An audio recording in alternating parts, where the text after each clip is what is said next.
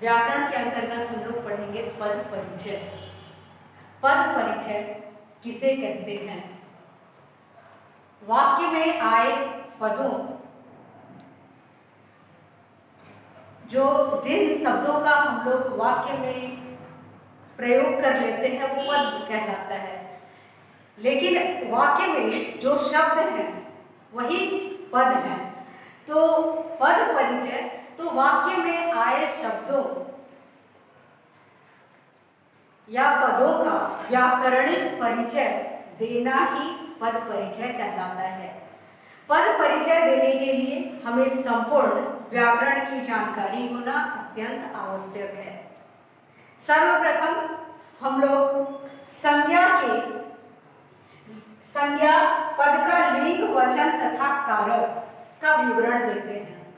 यानी उस वाक्य में कोई भी पद आए तो संज्ञा है, तो अब संज्ञा के भेद में हम जाएंगे कि संज्ञा के कौन से भेद है, ये पद जो है वो किस भेद के अंतर्गत आएगा। फिर हम लोग लिंग, यानी ये स्त्रीलिंग है या पुल्लिंग है। वचन, ये एक वचन है या बहुवचन है। कारक, कारक में यानी क्रिया के साथ उसका क्या संबंध है, तो वो भी हम लोग देखेंगे।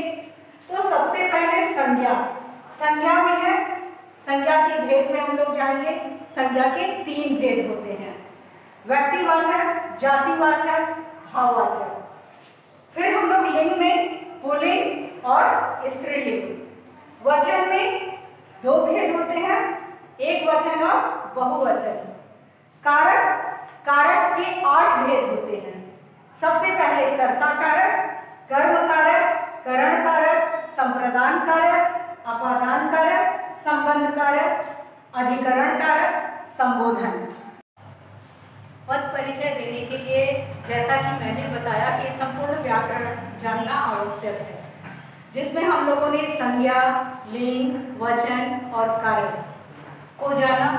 अब सर्वनाम की तरफ चलते हैं। सर्वनाम किसे कहते हैं?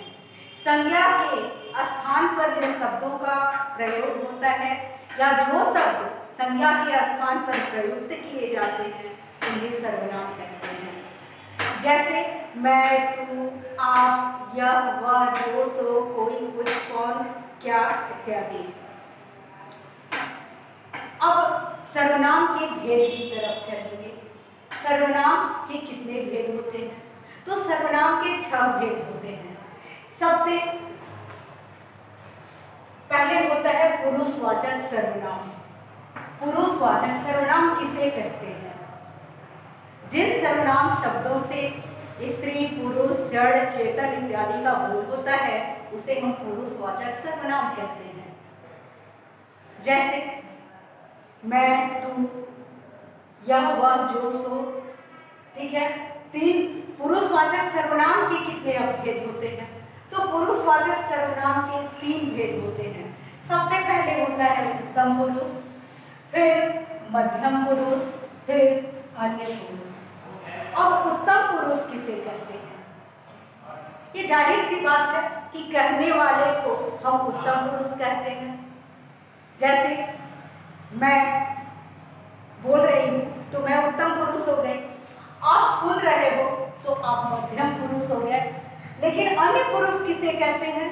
तो किसी अन्य के बारे में जो हमारे समक्ष उपस्थित नहीं है वो अन्य पुरुष हो गया। अब दूसरा भेद है निश्चयवाचक सर्वनाम किसे कहते हैं? तो निश्चयवाचक सर्वनाम क्या है? जिस सर्वनाम शब्द से किसी व्यक्ति, वस्तु, पदार्थ की निश्चितता का बोध होता है उसे हम निश्चयवाचक सर्वनाम कहते हैं। जैसे निश्चयवाचक सर्वनाम के अंतर्गत यह पुस्तक मेरी है, तो ये निश्चित है कि ये पुस्तक मेरी ही है, किसी और की नहीं है, तो ये निश्चयवाचक सर्वनाम हुआ। अनिश्चयवाचक सर्वनाम, जिस सर्वनाम शब्द से किसी व्यक्ति, वस्तु, पदार्थ की अनिश्चितता का ज्ञान होता है उसे हम अनिश्चयवाचक सर्वनाम कहते हैं। जैसे दूध में कुछ गिरा है। अब दूध में कुछ गिरा है, अब हमने तो ये स्पष्ट नहीं किया कि हाँ वो जो भी गिरा है वो अमुक वस्तु क्या है, कुछ गिरा है, यानी अनिश्चितता का बोध कराता है ये, तो ये अनिश्चयवाचक सर्वनाम कहता है। चौथा है निजवाचक सर्वनाम। अब निजवाचक सर्वनाम किसे कहते हैं? इसकी परिभाषा होगी कि जिस सर्वनाम शब्द से किसी व्यक्ति वस्तु की निजता यानी जिसे अपने या स्वयं का बोध होता है वो निजवाचक सर्वनाम कहलाता है। निज का अर्थ ही होता है स्वयं। तो इसके अंतर्गत मैं अपना काम स्वयं कर लूंगा, मैं आप चला जाऊंगा, तो ये निजता का बोध कर रहा है। अब पांचवा है संबंधवाचक सर्वनाम। संबंधवाचक सर्वनाम किसे कहते हैं? तो इसके लिए हमें ये जानना होगा कि संबंधवाचक सर्वनाम किसे कहते हैं। संबंधवाचक सर्वनाम जिस सर्वनाम शब्द से संज्ञा और सर्वनाम का संबंध सूचित होता है उसे हम संबंधवाचक सर्वनाम कहते हैं। जैसे जिसकी लाठी उसकी भैंस, जो मेहनत करेगा वही सफलता पाएगा, जैसी करनी वैसी भरनी। अब है प्रश्नवाचक सर्वनाम। अब प्रश्नवाचक सर्वनाम किसे कहते हैं?